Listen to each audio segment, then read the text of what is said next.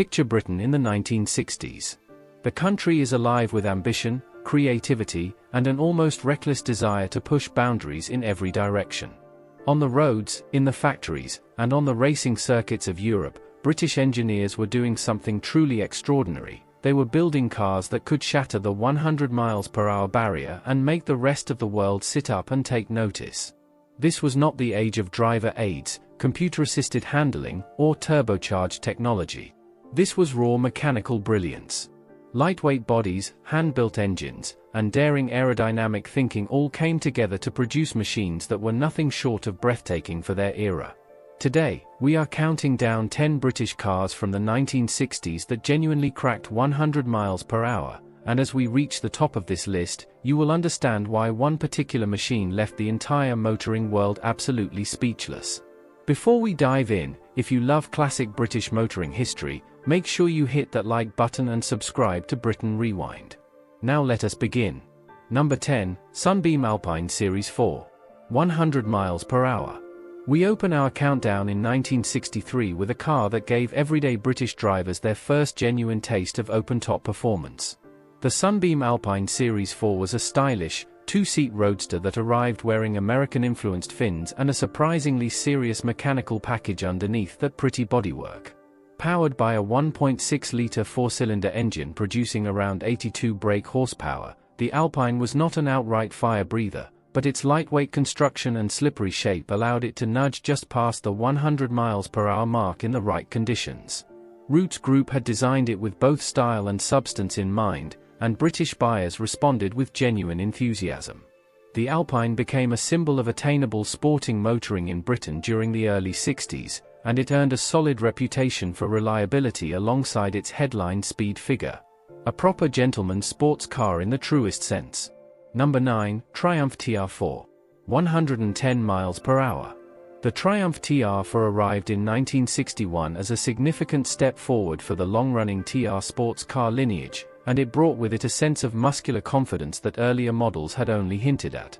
Designed with bodywork penned by Giovanni Michelotti, this was a TR that finally looked as purposeful as it performed.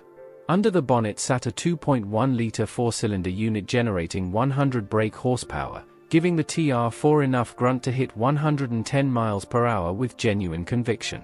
The wide-track chassis offered improved stability at speed, and the rack and pinion steering gave drivers real confidence when pushing hard through corners. In Britain, the TR4 built an outstanding reputation both on road and in club motorsport, cementing Triumph as one of the country's most credible performance car manufacturers. It remains a deeply loved classic today and a rightful entry on this list. Number 8, MGB GT, 105 miles per hour. When the MGB GT arrived in 1965, it represented something of a revolution in accessible British motoring. British Motor Corporation had taken the already popular open-top MGB Roadster and clothed it in an elegant fastback body designed with input from Pininfarina, transforming a fun sports car into a genuine everyday grand tourer.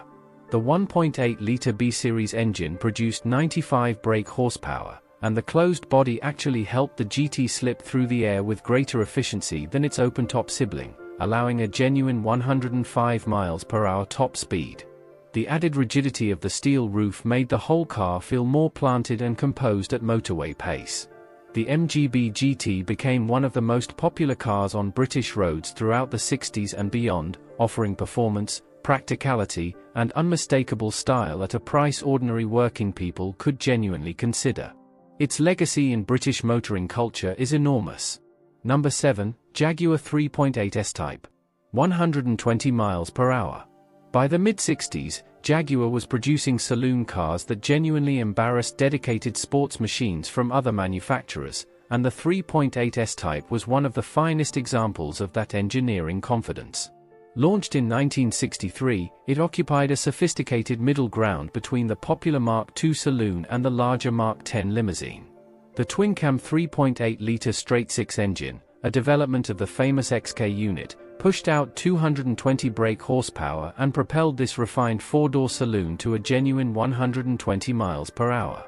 Independent rear suspension, borrowed from the Mark X, gave the S-Type a composure and ride quality that set it well apart from the competition of the era. British buyers adored the combination of performance and refinement that Jaguar delivered, and the S-Type became a firm favourite with those who wanted serious speed without sacrificing 1 ounce of daily comfort or dignity. Number 6, Austin-Healey 3000 Mark III. 121 miles per hour. The Austin-Healey 3000 was already a celebrated name by the time the Mark III variant arrived in 1963, but this final evolution of the famous Big Healey formula took everything to a genuinely thrilling new level. British Leyland and Donald Healey had refined the package extensively, and the result was a proper high-performance sports car of serious international standing. The 2.9-litre straight-six engine now produced 148 brake horsepower, enabling a top speed of 121 miles per hour that was deeply impressive for a road car at that time. The twin SU carburetors and improved exhaust manifolding made throttle response sharper and more immediate than earlier versions had managed. On British roads and rally stages alike, the 3000 Mark III became something of a legend. Its combination of raw, accessible performance and rugged mechanical honesty made it beloved by drivers who wanted their sports car to feel genuinely alive in their hands. Number 5, Lotus Elan S2. 115 miles per hour. Colin Chapman had a philosophy that bordered on obsession, add lightness, and everything else follows. The Lotus Elan S2, arriving in 1964, was perhaps the purest expression of that thinking ever placed on British public roads. Here was a machine that weighed barely 650 kilograms and exploited every gram of that lightness with ruthless mechanical efficiency. The twin-cam 1.6-litre Ford-based engine, developed by Lotus themselves, produced 105 brake horsepower, and in a car so dramatically light, that was more than enough to reach 115 miles per hour while delivering handling responses that contemporary road testers described as almost telepathic. The fiberglass body, backbone chassis, and fully independent suspension created a driving experience unlike anything available at the price. Chapman's engineering vision with the Elan was truly groundbreaking. It changed the accepted relationship between power and performance, proving definitively that intelligence in engineering mattered just as much as raw displacement. Number 4, Aston Martin DB5. 148 miles per hour. Here is where our countdown begins to enter genuinely legendary territory. The Aston Martin DB5 is one of the most recognizable British cars ever built, and its 1963 arrival was greeted with a level of admiration from the motoring press that bordered on reverence. This was handcrafted performance at its most magnificent, produced in small numbers at Newport Pagnell by craftsmen of extraordinary skill. The all-aluminium 3,995 cubic centimeters twin-cam straight-six engine, developing 282 brake horsepower in standard road specification, pushed the DB5 to a tested top speed of 148 miles per hour, a figure that demanded enormous respect in any era, let alone the early 1960s. The 5-speed ZF gearbox, Borani wire wheels, and elegant touring of Milan body all combined to create something that felt entirely without compromise. The DB5 redefined what a British Grand Tourer could be, setting a standard for elegance combined with outright performance that competitors across Europe struggled to match for years. Number 3, Ferrari fighting TVR Griffith 200. 155 miles per hour. Few cars from 1960s Britain carried quite the aggressive, almost confrontational energy of the TVR Griffith 200, and its story is one of the most extraordinary in the entire history of British performance motoring. American entrepreneur Jack Griffith approached the small Blackpool-based manufacturer with a bold idea: transplant a Ford the 5.8 engine into the tiny, lightweight TVR body and see what happened. What happened was 271 brake horsepower from a 4.7-litre Ford the 5.8 crammed into a car weighing barely 700 kilograms, producing a machine capable of reaching 155 miles per hour and covering the standing quarter mile in a time that genuinely embarrassed exotic Italian machinery costing 3 times the price. The Griffith was wild, demanding, and uncompromising in every sense. It represented the bold, independent spirit of British specialist manufacturing, a reminder that the best performance ideas sometimes come from the smallest workshops. Number 2, Jaguar E-Type Series 1. 150 miles per hour. There is arguably no British car more globally iconic than the Jaguar E-Type, and when it was unveiled at the Geneva Motor Show in March 1961, Enzo Ferrari himself reportedly described it as the most beautiful car ever made. That is not a claim requiring embellishment. The E-Type simply stopped the world in its tracks. The 3.8-liter twin-cam XK engine producing 265 brake horsepower, housed within that impossibly long, sensual bonnet, gave the Series 1 E-Type a genuine tested top speed of 150 miles per hour, at a price point that made it accessible to successful professionals across Britain rather than just the extremely wealthy. The independent rear suspension, disc brakes on all four corners, and monocoque construction were all genuinely advanced for the period. The E-Type was not merely fast, it was a cultural moment. It told the world that Britain could design and engineer with as much passion and brilliance as anyone on Earth. Number 1, Jaguar XJ13. 161 miles per hour. And at the very top of our countdown sits a machine so extraordinary, so magnificently conceived, that it stands as one of the greatest automotive achievements in British history. The Jaguar XJ13 was built in absolute secrecy during the mid-1960s as a prototype Le Mans racing contender, and only a single example was ever completed.